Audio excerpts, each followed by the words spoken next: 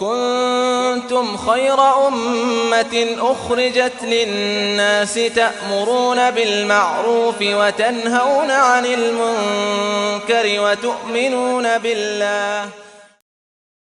بسم الله الرحمن الرحيم الحمد لله رب العالمين والصلاة والسلام على أشرف الأنبياء والمرسلين أما بعد.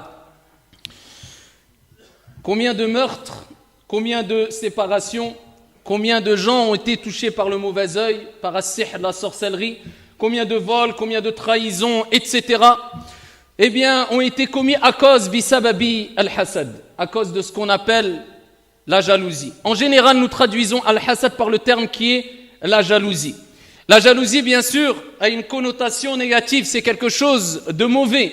Et je ne parle pas d'une certaine ou un certain type d'envie qui n'est pas blâmable, c'est-à-dire le fait d'envier son frère parce que Dieu l'a comblé d'une chose bonne, d'une chose louable, d'une qualité, et il aimerait avoir cette qualité sans désirer que cette qualité qui a été donnée à son frère ne disparaisse. Ça, c'est une envie qui est naturelle et elle peut être permise et quelquefois elle peut être même recommandée, comme on le verra incha'Allah ta'ala. Particulièrement ici, ce qui nous importe, c'est ce qu'on appelle la jalousie, bien sûr, blâmable, mauvaise. C'est le fait de désirer que le bien qu'Allah subhanahu wa ta'ala, que ton Seigneur a donné, car tout bien qu'on a, que nous possédons, vient d'Allah tabaraka wa ta'ala. C'est le fait de désirer que le bien que ton Seigneur a donné, a octroyé à ton frère ou à ta sœur disparaisse. Et c'est le fait de détester qu'un bien quelconque parvienne à ton frère ou à ta sœur.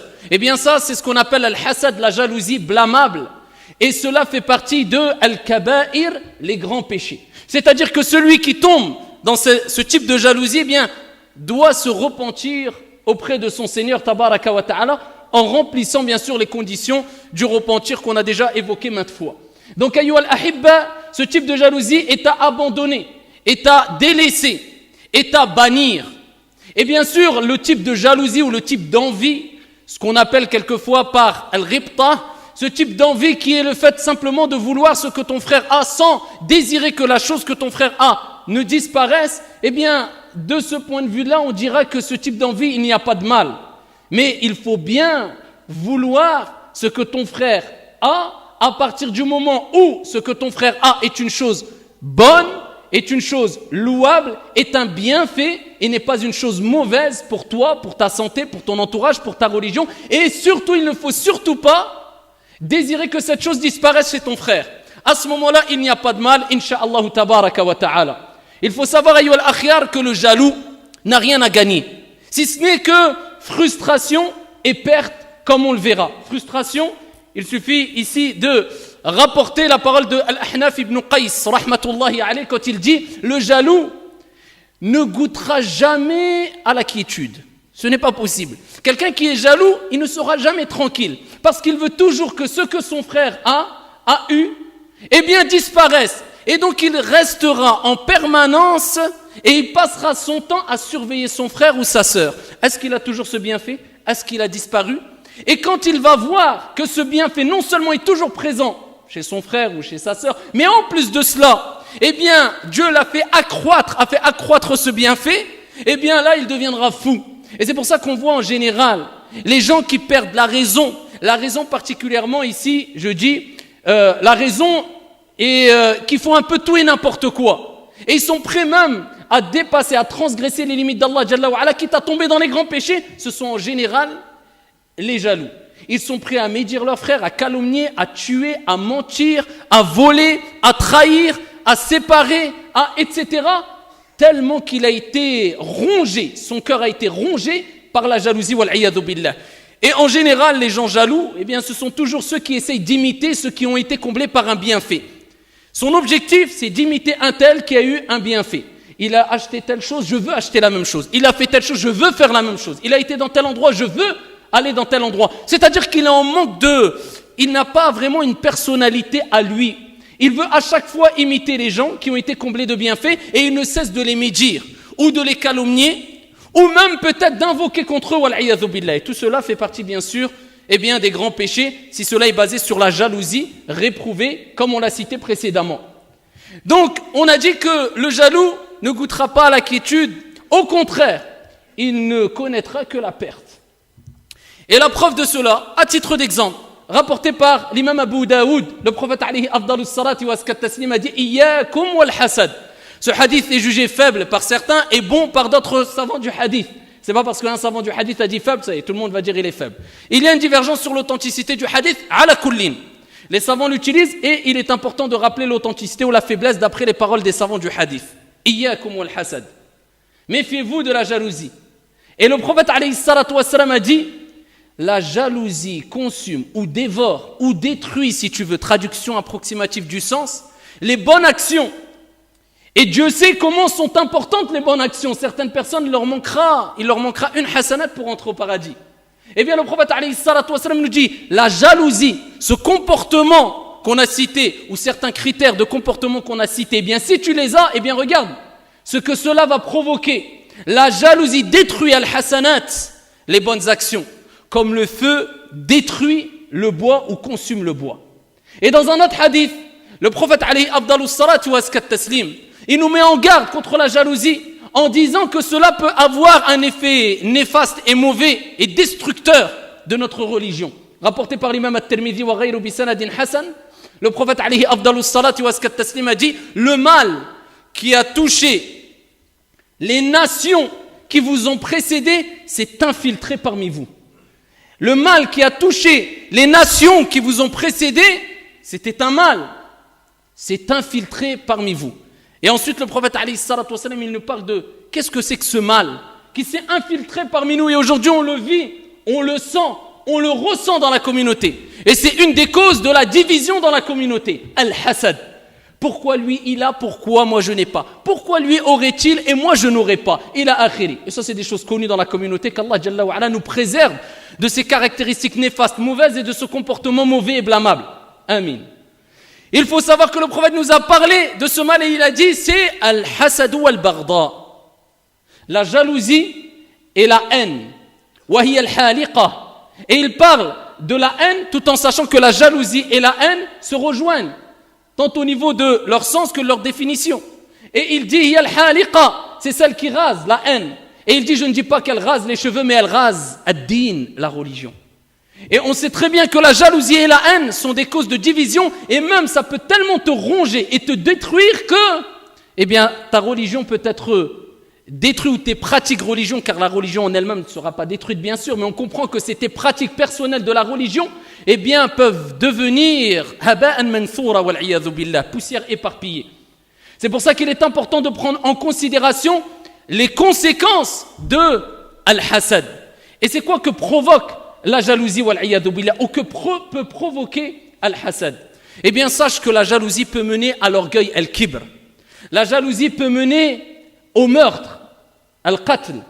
Et la jalousie peut mener au grand péché ou à d'autres grands péchés comme on l'a cité, comme la calomnie, la médisance, etc. Et pourquoi pas? Allah tabaraka wa ta'ala nous rappelle dans le Coran al-Karim que le premier péché qui a eu lieu, qui a été commis sur la surface de la terre, ce n'est bien sûr pas le meurtre, mais c'est al-hasad qui a mené vers le meurtre. Iblis, quand Allah Jalla wa Ala, eh bien, lui a ordonné ici, alors qu'il était, on ne parle même pas encore de la surface de la terre, hein, on parle de Iblis. Quand Iblis, Allah tabaraka wa ta'ala lui a ordonné de se prosterner pour Adam alayhi salam, à titre de soumission, pas pour Adam mais pour Allah subhanahu wa ta'ala, qu'est-ce qu'il a dit? Qala ana khayrun minhu khalaqtani min nar wa khalaqtahu min tin. Quand Allah lui a dit ma mana'ak, qu'est-ce qu'il t'a empêché de te prosterner pour Adam ya Iblis, bien qu'Allah le sache, mais pour nous apprendre et nous rappeler, attention, et voilà le danger de la jalousie. Iblis a été jaloux de Adam alayhi salam. La preuve de cela, regardez sa réponse et regardez son analogie, son analyse erronée. Il dit moi je suis meilleur que lui. Il a été jaloux d'Adam. Il dit moi tu m'as créé de feu et lui tu l'as créé d'argile. Et cela a provoqué le fait qu'il a refusé l'ordre d'Allah Jalla wa Ala. Il s'est enorgueilli et il est tombé dans de la mécréance. La preuve de cela, وَإِذْ قُلْنَا لِلْمَلَائِكَةِ اسْجُدُوا لِآدَمَ فَسَجَدُوا إِلَّا إِبْلِيسَ أَبَى وَاسْتَكْبَرَ وَكَانَ مِنَ الْكَافِرِينَ. Et lorsqu'on a donné l'ordre à Iblis de se prosterner, aux anges de se prosterner aussi devant Adam, tout le monde s'est prosterné, illa Iblis, sauf Iblis. Aba, il a refusé. À cause de quoi? Le hasad, la jalousie. Wastakbar, il s'est enorgueilli. Ça mène vers l'orgueil. Wa kana min al-kafirin. cela a fait disparaître la concrétisation de sa croyance, de sa foi. Et plus que cela, on a même un exemple concernant les habitants sur la surface de la terre. Et on parle de quel type d'habitants? De quel habitant?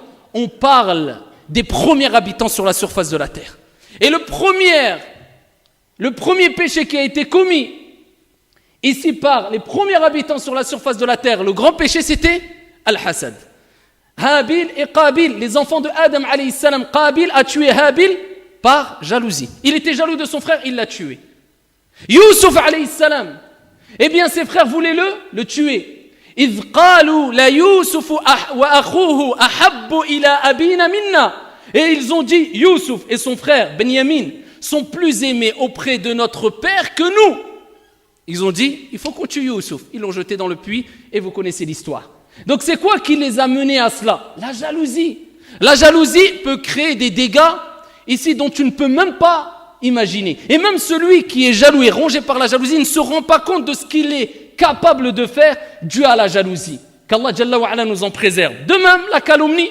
Combien de gens passent leur temps, au nom de l'islam quelquefois, à calomnier, à toucher à l'honneur de leurs frères et leurs sœurs, alors que les textes sont connus, clairs, répétés dans le Coran et la Sunna, concernant la gravité de toucher, porter atteinte à l'honneur de son frère, ou à dénigrer son frère, ou à rabaisser sur son frère, ou alors à, ici, causer un quelconque préjudice à son frère.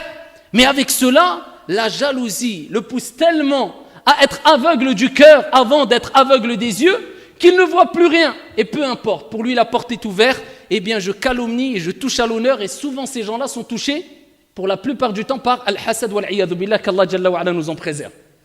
Parmi les choses à retenir, ahibbati fillah, c'est qu'il suffit, pour exhorter le jaloux, de lui rappeler que tout ce que ton Seigneur, tabaraka wa ta'ala, donne, eh bien, cela est dû à un partage équitable. Et ton Seigneur s'appelle Al-Hakim ou Al-Hakim, le sage et le juge par excellence. Donc Allah tabaraka wa ta'ala, s'il a donné à Foulan et il ne t'a pas donné à toi, c'est qu'il y a une sagesse derrière cela. Et si tu es en désaccord avec ce partage, c'est comme si tu disais, comme l'a dit Ibn Qayyim, Ya Rab, tu es injuste. Tu as donné un tel et tu ne m'as pas donné à moi, wal-iyadhu billah. Et Allah tabaraka wa ta'ala expose cela clairement dans le Coran quand il dit Am yahsuduna an-nas ala ma atahum Allahu min fadlih. Est-ce qu'ils jalousent les gens, ils envient les gens pour ce dont Allah subhanahu wa ta'ala a octroyé aux gens, concernant les choses que Dieu a données aux gens. Donc c'est comme si tu disais, Ya Allah, je suis jaloux, pourquoi tu lui as donné à lui et pas à moi, wal-iyadhu billah. Et certes a dit vrai le prophète alayhi salatu wassalam, comme il est relaté dans le hadith rapporté par At-Tabarani wa ghayruh, vous ne cesserez d'être dans le bien. Vous ne cesserez d'être dans le bien tant que vous ne vous enviez pas les uns des autres. Tant que vous n'allez pas vous jalouser les uns les autres. À partir de ce moment-là, on restera dans le bien. Mais dès qu'on va commencer à se jalouser entre nous, il n'y aura plus de bien. Et on sait très bien quand la jalousie se répand dans une société, une collectivité, une famille, des gens, peu importe, eh bien on sait très bien que cela cause principalement, eh bien ici la division au sein de ce groupe ou cette collectivité. Continuons et on arrive à la fin. 2-3 mots concernant l'importance de purifier son cœur de al-hasad particulièrement. Vous connaissez le hadith et il y a plusieurs variantes de ce hadith-là. Parmi ces variantes-là, il y a le hadith rapporté par l'imam Ahmad rahmatullahi alayhi bi sanadin hasan où le prophète alayhi afdalus salatu wa askat taslim a exhorté les compagnons. Et le hadith est rapporté par Anas ibn Malik radiyallahu anhu warda qui dit nous étions assis avec le prophète alayhi salatu wa salam. Un homme est entré parmi al-Ansar. Il avait la barbe mouillée dû au fait qu'il avait fait ses ablutions. Et en tenant dans sa main gauche ses sandales. Il rentre dans la mosquée et le prophète alayhi salatu wa salam dit voici une personne qui fait partie des habitants du paradis et qui va rentrer. Donc les compagnons voient cet homme-là, rien de particulier, aucun signe qui pourrait montrer voilà la raison qui a fait de lui une personne vouée au paradis. Et s'est levé Abdullah ibn Amr et il a été intrigué. Il a dit lui fil jannah. Il a dit qu'est-ce qu'il fait, on ne le connaît pas particulièrement pour avoir fait telle ou telle action qui ferait de lui une personne parmi les habitants du paradis. Il a demandé l'autorisation donc à ce compagnon d'habiter chez lui pendant 3 nuits. Donc il a accepté Et il est parti chez lui. Première nuit, deuxième nuit, troisième nuit, il n'a rien vu de spécial qui fait de lui une personne ou qui pourrait faire de lui une personne vouée au paradis. De façon apparente. Mais nous, malheureusement, on joue trop sur l'apparence. Même quand quelquefois, ces traits de caractéristiques apparents ne sont pas une priorité dans notre vie ou bien ne relèvent même pas d'une sunna recommandée ou obligatoire. Et l'intérieur, hadith wala haraj, avons-nous oublié la règle at-takhliya qabla at-tahliya. La purification avant l'ornement. Al-qalb. Yawma la yanfa'u malun wala banun illa man ata Allah bi qalbin salim. Le jour où ni les biens ni les enfants ne profiteront en rien, si ce n'est que celui qui rencontrera son Seigneur avec l'intérieur. C'est caché, le cœur. Un cœur saint, pur. C'est-à-dire qui a été purifié de toutes les maladies détestées par Allah subhanahu wa ta'ala et son messager. Eh bien, quand il est rentré et qu'ils l'ont vu, les compagnons, ils se sont dit, on ne va pas en rester là, on veut voir qu'est-ce qu'il a fait. 3 jours, rien de spécial. Il est parti le voir. Il lui a dit, écoute, j'ai entendu le prophète alayhi salatu wassalam dire que tu ferais partie des gens du paradis. Ça fait 3 nuits que je suis chez toi. Je n'ai rien vu de spécial concernant ton jeûne ou concernant as-salah.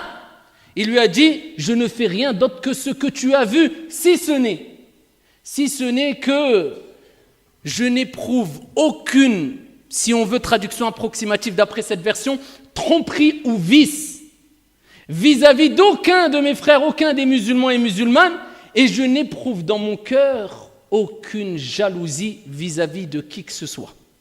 Il a dit, c'est cela qui t'a fait atteindre le degré que le prophète alayhi salatu wassalam a mentionné, c'est-à-dire al-jannah, Allahumma arzuqna al-jannah. Et donc cela nous rappelle l'importance de purifier son cœur.